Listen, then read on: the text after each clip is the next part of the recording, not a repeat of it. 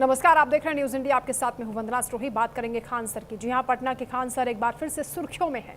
इस बार मामला उनके कोचिंग पर हुए हमले से जुड़ा है। ये बताया जा रहा है कि उनके कोचिंग सेंटर पर फायरिंग हुई और गार्ड के साथ मारपीट भी हुई है। हालांकि बाद में फायरिंग से इनकार किया जाने लगा। न पुलिस की एफआईआर में फायरिंग का जिक्र है, लेकिन तोड़फोड़ हुई है, ये कहा जा रहा है। इस पूरे मसले पर खान सर की तरफ से एक बयान भी सामने आया कि सस्ती कोचिंग देने के चलते उन पर दूसरे कोचिंग संचालक रंजिश रखते हैं। उनकी तरफ से ही यह हमला हुआ है। उन लोगों ने शांति की अपील उन्होंने लोगों से की है। इसके साथ ही ये हमला ऐसे वक्त में हुआ है जब खान सर पहले से ही सुर्खियों में हैं।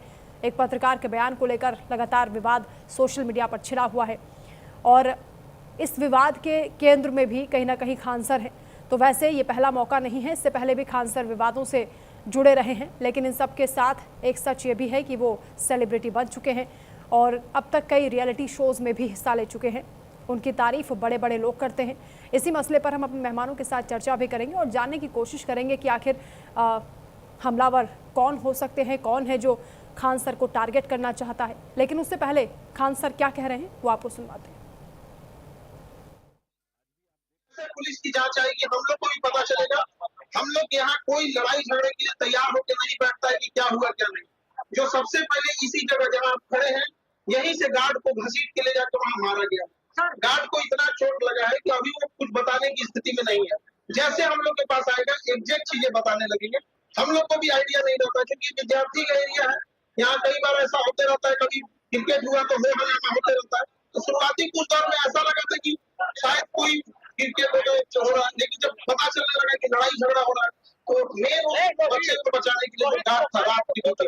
और चूंकि 10 बजे यहाँ पर उस समय ज्यादातर लोग की ड्यूटी ऑफ हो जाती है, तो ज्यादातर लोग अभी हम नहीं बता सकते हैं, लेकिन स्थिति जो आई उस समय रात में इमरजेंसी में हम लोग को पीएमसीएच एडमिट कराना पड़ा था। अभी देखते हैं स्थिति कैसी होती है, लेकिन सबसे पहली प्राथमिकता उस गार्ड की जान के लिए। तो इसी पर हम चर्चा भी करेंगे। हमारे साथ खास मेहमान जुड़ चुके हैं। ए.के. जैन जी आगे हैं, पूर्व डीजीपी हैं उत्तर प्रदेश के, आपका स्वागत है। कुलदीप मलिक जी जुड़े हैं, शिक्षक नेता हैं, आपका भी स्वागत है। शुरुआत ए.के. जैन साहब आपसे ही, क्योंकि ये जो पूरा मामला है काफ़ी पेचीदा लग रहा है। शुरुआत में कहा जा रहा था कि फायरिंग भी हुई है, लेकिन उसके बाद अब खबर आ रही है कि फायरिंग नहीं हुई लेकिन तोड़फोड़ हुई है। ए.के. जैन साहब हमारे साथ अभी जुड़े नहीं हैं। कुलदीप मलिक जी, यही सवाल आपसे भी कि आखिर कौन हो सकता है जो खान सर को टारगेट करना चाहता है। बार बार इस तरह के हमले की खबर आती है। भले ही अब ये कहा जा रहा है कि फायरिंग नहीं हुई है, लेकिन तोड़फोड़ हुई है, गार्ड को चोट आई है, वो अस्पताल में भर्ती है। जी देखिए मैडम, कौन हो सकता है और इस हमले के पीछे किसका क्या इरादा, ये तो जांच का विषय है और ये धीरे धीरे जब जांच होगी तो आने वाले समय में पता चल जाएगा। लेकिन इस तरीके का हमला, और वो भी खान सर जैसे शिक्षक पे, जो आज पूरे हिंदुस्तान के अंदर शिक्षा क्षेत्र में काम करने वालों की आवाज बन चुके। आपने भी अपनी रिपोर्ट में दिखाया, आज खान सर कोई साधारण इंसान नहीं, कोई साधारण शिक्षक नहीं, वे तो जो है अब सेलिब्रिटी बन चुके। और खास तौर से जिस तरीके से शिक्षा क्षेत्र में काम करने वाले आने का काम कर रहे हैं, तो मुझे तो ऐसा लग रहा भाई हो सके आने वाले समय में जो ये फायरिंग हुई, इसमें जब जांच होगी तो इसका रिजल्ट कुछ और ही आएगा। अभी तो हम ये सोच रहे हैं कि भाई जो बराबर में जो कोचिंग सेंटर है, जो उनके कंपटीटर है, कहीं ना कहीं इस हमले में उनका हाथ है। लेकिन इसके अलावा भी कुछ और भी कारण हो सकता है। और मैं तो यहाँ पे देख रहा जिस तरीके से अभी रिसेंटली खान सर ने पेपर लीक को लेकर जो है अपनी आवाज बुलंद करी, और अभी हाल ही में जो एंकर है आज तक की अंजना ओम कश्यप, जिन्होंने शिक्षक को 2 कौड़ी का इंसान बताया, उसके खिलाफ भी जिस तरीके से मुखरता से खान सर ने अपनी आवाज बुलंद करी, तो भाई क्या पता इसके पीछे किसकी साजिश है, क्या साजिश है, कौन हमला कराने वाले हैं। लेकिन ये हमला अपने, लेकिन कुलदीप मलिक जी, खान सर खुद बता रहे हैं कि उनके कोचिंग के ही नजदीक में दूसरा कोचिंग संस्थान है और वहां से उन्हें धमकियां दी गई थी। जो कोचिंग संचालक है उनके ही स्टाफ ने हमला किया है, ये खान सर ने खुद बताया। बिल्कुल बिल्कुल ऐसा खान सर की तरफ से ऐसी प्रतिक्रिया आई। मैं भी ये बात सुन रहा था कि भाई बराबर में जो कोचिंग सेंटर है, कहीं ना कहीं चूंकि जिस तरीके की शिक्षा और जितने कम पैसों में, कम रेट में, कम फीस में जो है ये शिक्षा देते हैं छात्रों को। और खास तौर से खान सर की खासियत ये भी है कि इनके यहाँ पे जो है गरीब का बच्चा पढ़ता है, गरीब के बच्चे खान सर के फॉलोवर है। जरा देखिए, ये बिल्कुल गंभीरता से मैं इस बात को कह रहा, आज जो अमीर के बच्चे हैं और गरीब के बच्चे, इनमें भी सरकार ने जो है दो फांट पाड़ रखी। तो जो गरीब तबके का बच्चा है वो कहीं ना कहीं खान सर का फैन है, क्योंकि वो कम पैसों में शिक्षा देने का काम कर रहे हैं अपने कोचिंग सेंटर में। और अभी भी जिस तरीके का रिजल्ट मैं तो देख रहा था परीक्षाओं में खान सर के संस्थानों से आ रहा, ये अपने में आप में जो है काबिले तारीफ है। और मैं फिर कुलदीप जी, खान कुलदीप सर जी, लेकिन सवाल यहाँ पर ये उठता है कि खान सर की लोकप्रियता के चलते ये एक डर है लोगों के बीच में जिन्होंने हमला किया होगा, या फिर व्यापार का मामला है कि खान सर तो इतनी सस्ती एजुकेशन दे रहे हैं और इतने सस्ते में वो बच्चों को पढ़ाते हैं, उनके रिजल्ट भी बेहतरीन आते हैं। क्या इस बात को लेकर भी लोगों में अदावत है? बिल्कुल बिल्कुल ऐसा हो सकता है। मैं फिर कह रहा, देखिए ये तो जब जांच होगी, जांच का विषय है, जांच में क्या बात आएगी। और हो सके खान सर अभी किसी एंगल से कोई बात कर रहे हो, लेकिन जब जांच होगी इसका रिजल्ट आपको जो है कुछ और ही नजर आए। मैं फिर कह रहा, और मैं बिल्कुल गंभीरता से इस बात को कह रहा कि जिस तरीके से खान सर शिक्षा क्षेत्र में काम करने वाले हर इंसान की आवाज बुलंद कर रही, और खास तौर से वो तो सरकार की जो शिक्षा व्यवस्था है उस पर भी उंगली उठा रहे। अभी देखिए हाल ही में जो पेपर लीक के मामले हुए, चाहे वो नीट पेपर लीक का मामला हो या फिर एसएससी जीडी का मामला हो या फिर सीबीएसई का प्रकरण हो, सब प्रकरण के अंदर खान सर ने जबरदस्त तरीके से अपनी आवाज को बुलंद करा। और उन्होंने जो देश के शिक्षा मंत्री है धर्मेंद्र प्रधान जी, उनके इस्तीफे की भी मांग करी। बल्कि खान सर से प्रेरित होकर हिंदुस्तान में न जाने कितने लोग, कितने छात्र, कितने अभिभावक, कितने शिक्षक आज धर्मेंद्र प्रधान जी के इस्तीफे की मांग कर रहे हैं। लेकिन सरकार, जहां तक मुझे लग रहा, सरकार अभी भी सोई हुई है।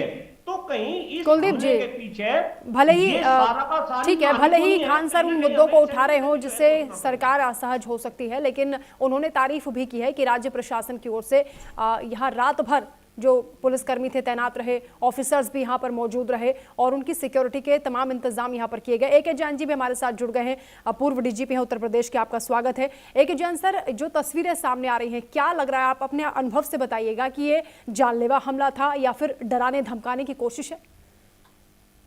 नहीं, जानलेवा हमला नहीं है, ये डराने धमकाने की कोशिश है जी। कोई कह रहा है कि शायद पोस्टर वॉर है, पोस्टर्स को लेकर विवाद है कि इन्होंने वहां तक पोस्टर क्यों लगा दिए, यहाँ तक क्यों लगा दिए। तो ये तो म्युनिसिपल अथॉरिटीज को देखना चाहिए कि कोई कहाँ पर पोस्टर लगा सकता है जी। कितनी दूरी तक लगा सकता है। हाँ। दूसरे की सीमा में पोस्टर ना लगाए, अपनी सीमा में जहां पर परमिसिबल हो वहां पे लगाए। पूरा अगर पाट के रख देंगे इलाके को तो दूसरे व्यक्ति को उस पर ऑब्जेक्शन होगा। ये कोई जान से मारने का नहीं है, ये तो एक बस अपना एक औकाल बनाने का है कि हाँ भाई जरा आप थोड़ा सतर्क हो जाएं, और अगर आप नहीं होंगे तो ये है। और मेरे ख्याल से इसमें पता चल जाएगा। जो एसपी सिटी आई थी मौके पे, उन्होंने तो मना किया कि फायरिंग नहीं हुई है। अब ये पूरा प्रमाण जब सारे सीसीटीवी फुटेज वगैरह देख लिए जाएंगे तो पता चल जाएगा इसमें कोई ऐसी बात नहीं है। और शायद शनाख्त भी एक दो की हो गई है, तो वो पकड़ जाएंगे तो सारा केस खुल जाएगा। पर जो भी करने वाले हैं ये गलत घटना है। पटना में राजधानी है बिहार की, वहां इस तरह का फायरिंग करना और इस तरह का उत्पात मचाना वो भी कोचिंग सेंटर्स पे, ये कतई उचित नहीं है। और कड़ी कार्रवाई जो भी जिन्होंने भी किया है उनके विरुद्ध होनी चाहिए, और इनके कारणों का पता लगा के उनका एक परमानेंट निदान भी किया जाना चाहिए। बिल्कुल, कि आए दिन इस प्रकार के विवाद ना उत्पन्न हो। बिल्कुल। ए के जैन साहब, क्या खान सर को सिक्योरिटी नहीं मिलनी चाहिए? क्योंकि जिस तरह से उनकी लोकप्रियता है, या फिर जो बार बार उनको धमकियां दी जाती हैं, कई बार उनके कोचिंग संस्थानों पर इस तरीके से हमले हो चुके हैं और उनके जो छात्र हैं वो भी इसकी मांग करते रहे हैं। देखिए, जिस प्रकार इस शख्स की पॉपुलैरिटी है, इसमें कोई गलत बात नहीं होगी अगर उनको पीएसओ टाइप का दे दिया जाए, प्लेन क्लोथ्स में रहे, वॉच करे, गार्ड करे, और या वहां पर जो एक क्षेत्र जो है वहां पर परमानेंट पिकेट की व्यवस्था कर दी जाए। 2 सिपाही रहे राइफल के साथ में, वहां कोई चौराहा हो, तिराहा हो, वहीं परमानेंटली रहें और देखें कि कौन आ रहा है, जा रहा है। वो भी एक से एक हो सकता है। पर यह है कि अगर ये तो स्टेट गवर्नमेंट को एसेस करना होता है। एक कमेटी होती है डिस्ट्रिक्ट में जिसमें डीएम रहते हैं, एसएसपी रहते हैं और डिप्टी एसपी एलआईयू रहते हैं। वो मीटिंग करके तय करते हैं कि क्या सिक्योरिटी थ्रेट असेसमेंट, इसको कहते हैं थ्रेट असेसमेंट। जी। थ्रेट असेसमेंट उनका खान सर का कर ले, हाँ। और अगर वो इस पक्ष के हैं कि हाँ इनको दिया जाना चाहिए, इनकी जान को खतरा है, तो अवश्य सिक्योरिटी प्रोवाइड करनी चाहिए। ये स्टेट गवर्नमेंट का दायित्व है। बिल्कुल, ना केवल एक शिक्षक के तौर पर बल्कि कुलदीप मलिक जी, मुझे लगता है कि समाज सेवा के तौर पर भी एक जो समाज सुधारक की भूमिका में इस वक्त खान सर नजर आते हैं, क्योंकि हम ऐसे दौर में हैं जब शिक्षा माफिया का बोलबाला है, जब हम देखते हैं कि लूट खसोट का धंधा शिक्षा को लोगों ने बना लिया है। ऐसे वक्त में एक सस्ती शिक्षा देने वाला शिक्षक जो गरीबों के लिए मसीहा है, तो क्या उसकी सिक्योरिटी का ध्यान नहीं रहना चाहिए? नहीं बिल्कुल होना चाहिए। वंदना जी, मैं आदरणीय कुलदीप जैन साहब की जी। बात से बिल्कुल सहमत हूँ कि कहीं ना कहीं अगर कोई इंसान इतना इम्पोर्टेंट है और उस तरीके से उनकी अगर खतरा है किसी न किसी रूप में, तो सिक्योरिटी देनी चाहिए। और खास तौर से राज्य सरकार का काम है कि उनको जो है सिक्योरिटी दी जाए। और ये भी आपने बिल्कुल सही बात कही कि आज एक तरफ जहां शिक्षा माफियाओं का बोलबाला है, आप देखिए आज वंदना जी शिक्षा व्यवस्था कितने बुरे दौर से गुजर रही, शायद ये सभी को पता। आज मैं तो अलग अलग मंचों से इस बात को कह रहा कि आज तो गरीब के बच्चे बेचारे पढ़ नहीं सकते जी।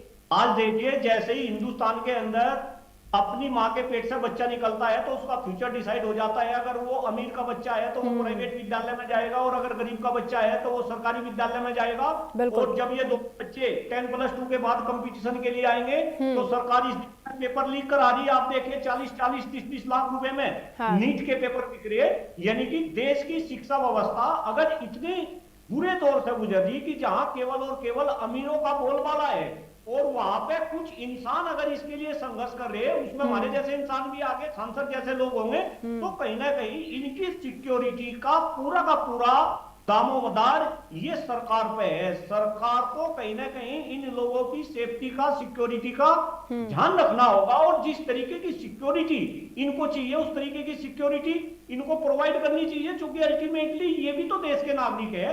आप मुझे एक बात बताइए, क्या सिक्योरिटी केवल और केवल इस देश में नेताओं की होगी? तो जो सामाजिक कार्यकर्ता है, जो समाज के अंदर अपनी आवाज को बुलंद करते हैं, उनकी सिक्योरिटी का ध्यान रखना भी कहीं ना कहीं ये सरकार का कर्तव्य है। और खान सर के लिए मैं भी आपके चैनल के माध्यम से ये डिमांड कर रहा कि सरकार सिक्योरिटी का अरेंजमेंट करे। और इस भले ही खान सर जो कह रहे, क्या कह रहे उस बात को छोड़ते हुए जो जांच है वो चारों तरफा जांच होनी चाहिए। कहीं ऐसा तो नहीं कि जिस तरीके से खान सर सरकार के खिलाफ बोल रहे, जिस तरीके से खान सर जो है अभी रिसेंटली धर्मेंद्र प्रधान जी का इस्तीफा के लिए जो है बोल रहे, जिस तरीके से आज तक की जो एंकर है नीना ओम कश्यप जी, उनके खिलाफ भी जो है, उनके बयान के खिलाफ भी खान सर बोल रहे। कहीं ऐसा तो नहीं कि हम सोचते तो रहे कि भाई इनका आपसी विवाद के कारण ये हमला हुआ, पता चला ये नहीं। मुझे लगता है कि इसमें हमें अपने ज्यादा दिमाग का इस्तेमाल नहीं करना चाहिए, क्योंकि खान सर ने खुद कह दिया है कि उन्होंने उन लोगों को देखा है जो हमलावर थे, और वो दूसरे कोचिंग संस्थान के ही लोग थे। तो अब पुलिस अपना काम कर रही है, लेकिन एके जैन साहब, हमने वो तस्वीरें भी देखी हैं जब खान सर खुद भी भावुक हो जाते हैं, और वो छात्र भी जो अधिकारी बन जाते हैं, उनकी शिक्षा के बाद उनका जीवन बेहतर हो जाता है। कोई सब्जी विक्रेता का बेटा है, कोई फल बेचने वाले का बेटा, कोई बेटी रिक्शा चालक की बेटी, और वो जो तस्वीरें सामने आती है ना, वो बहुत बड़ी प्रेरणा बनती है पूरे समाज के लिए। जी बिल्कुल बनते हैं। बिहार में एक एग्जाम्पल और है वो सुपर 30 का, और उसमें गरीब बच्चों का भी चयन किया जाता है मेरिट के आधार पर, और 30 में से कभी 22 बच्चे, कभी 24 बच्चों का IIT में सिलेक्शन होता है। एक पूर्व DGP हैं वो नीलमणि बिहार के, वो भी उसमें पढ़ाने जाते हैं, पढ़ाने जाते थे, अब मुझे पता नहीं। तो ये बहुत अच्छी प्रैक्टिसेस हैं कि हर किसी को इक्वल अपॉर्चुनिटी मिले। मुझे तो ज्यादा पता नहीं है, पर अगर जैसा मैं आप लोग सब चैनल पर डिस्कस कर रहे हैं, अगर वो सस्ती शिक्षा उपलब्ध करा रहे हैं और गरीब बच्चों को भी पढ़ा रहे हैं, तो उनकी सिक्योरिटी का पूरा ध्यान स्टेट पुलिस को रखना चाहिए। एसएसपी पटना को इसको देखना चाहिए और उनके साथ में गनर वगैरह आवश्यक हो तो लगाया जाए। मैं बनारस में पोस्टेड था जी। वहाँ पे एक बहुत बड़ी कोचिंग है, बहुत बड़ा उनका कारोबार है, तो मतलब पूरे देश में प्रसिद्ध है वो कोचिंग। तो उसके जो संचालक हैं 3 थे, उनमें से एक ने मुझे बताया कि वहाँ एक बड़ा कुख्यात बदमाश होता था मुन्ना बजरंगी, जो कि मुख्तार अंसारी का राइट हैंड मैन था, कि वो फिरौती मांग रहा है, धमकी दे रहा है जी। उनको 2 गनर उपलब्ध कराए और वो उनके साथ रहे, सालों तक रहे। तो ये तो हमें देखना होगा, कोई बड़ा आदमी है या किसी की कोचिंग चल रही है अच्छी, तो इसका मतलब ये नहीं कि उसको लावारिस छोड़ दिया जाए और उसको उसके हाल पर छोड़ दिया जाए। अगर थ्रेट असेसमेंट में ये आता है कि ये सिर्फ दिखावे के लिए नहीं, इनको सुरक्षा आवश्यक है, तो दी जानी चाहिए, ऑन पेमेंट दी जा सकती है। अगर ऐसा कोई आपत्ति है, ऑन पेमेंट लोग लेने को तैयार रहते हैं, क्योंकि ऐसा तो है नहीं कि इनकी कोचिंग चलती नहीं है, ये संपन्न होंगे, ये ऑन पेमेंट ले सकते हैं, तो लेना चाहिए। और वहां पर मेरा मानना है कि पिकेट वगैरह अवश्य बैठा देनी चाहिए, एक सशस्त्र पुलिस की, वो वहीं पर वेपन्स बदलें, वहीं रहें हमेशा, कुर्सियां रहें उनके पास में, और वहां पे वो वॉच करें कौन आ रहा है कौन जा रहा है। इससे क्षेत्र का माहौल ठीक होगा और उनके कोचिंग की, चाहे अगल बगल के कोचिंग्स की, सभी की सुरक्षा होगी। छात्र पढ़ने आते हैं, छात्राएं पढ़ने आती हैं, उनकी सुरक्षा होगी जी। तो ये इसमें कोई एतराज नहीं है, इसको तुरंत पटना पुलिस को करना चाहिए। जी बिल्कुल कुलदीप मलिक जी, हालांकि खान सर ने खुद इसकी कोई डिमांड नहीं की है कि उनकी सिक्योरिटी बढ़ाई जाए, लेकिन उनके छात्रों की ओर से ज़रूर ऐसी मांग आती रही है। इससे पहले भी जब इस तरह की घटनाएं हुई हैं, जब बार बार हमले होते हैं तो चिंता बढ़ती है। जी बिल्कुल बिल्कुल बिल्कुल सही कहा। और अगर उनके छात्र जो है, जो शुभचिंतक है, अगर वे भी इस तरीके की डिमांड कर रहे हैं, और ये तो अभी आदरणीय जो हमारे पूर्व डीजीपी साहब है जैन साहब, इस बात से ये भी इत्तेफाक रखते हुए, अगर किसी इंसान की सेफ्टी को कोई खतरा है, और खतरा क्या, आप जिस तरीके से आप एक बात बताओ, भले हम इसको एक हल्का हमला माने, इसे जानलेवा हमला ना माने, लेकिन कब ये हल्का हमला भी भारी हमले में बदल जाए और कब किसी की जान पर आ जाए, तो कहीं ना कहीं खान साहब को सिक्योरिटी की जरूरत, सेफ्टी की जरूरत, और वो सेफ्टी और सिक्योरिटी प्रोवाइड कराना वो राज्य सरकार का काम। राज्य सरकार, मुझे ऐसा पूर्ण विश्वास है कि अब इस पर जल्द से जल्द संज्ञान लेगी, और जो भी समुचित सिक्योरिटी की व्यवस्था है, वो खान सर की समुचित सिक्योरिटी की व्यवस्था सरकार को करनी चाहिए, मेरा ऐसा मानना है। बिल्कुल कुलदीप जी, भले ही देखिए राजनेता नहीं है खान सर, और उन्होंने खुद भी कहा है कि राजनीति में उनकी दिलचस्पी भी नहीं है, लेकिन जब इस तरह की कोई घटना होती है तो खान सर के सपोर्ट में हजारों की संख्या में अभी भी हम देख रहे हैं कि कोचिंग के बाहर लोग पहुंच गए हैं, चाहे वो छात्र हो, उनके अभिभावक हो। अगर सिक्योरिटी नहीं मिलती है, खान सर पर दोबारा इस तरह का कोई हमला होता है तो ये भीड़ और बढ़ सकती है, तो वैसे भी चैलेंज बन जाएगा सुरक्षा व्यवस्था को लेकर पुलिस के लिए। आपकी बात सही है, और मैं आपकी जानकारी के लिए एक बात और बता दूं जी। खान सर केवल शिक्षा देने का काम नहीं कर रहे, खान सर तो पटना के अंदर जो है स्वास्थ्य सेवाएं देने का भी काम कर रहे जी। कि जो काम सरकार के है, शिक्षा का, चिकित्सा का, उन कामों में खान सर सरकार की मदद कर रहे।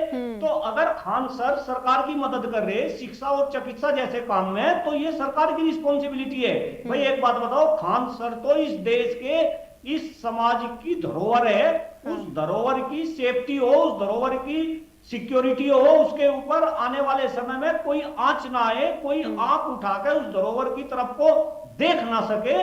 कहीं ना कहीं सरकार को इस दिशा में कदम बढ़ाने चाहिए, और खान सर की सिक्योरिटी का समुचित जो है अरेंजमेंट सरकार को करना चाहिए। बिल्कुल। AK जैन साहब, किस तरह की सुरक्षा इनको दी जा सकती है अगर सरकार की ओर से कोशिश की जाए तो?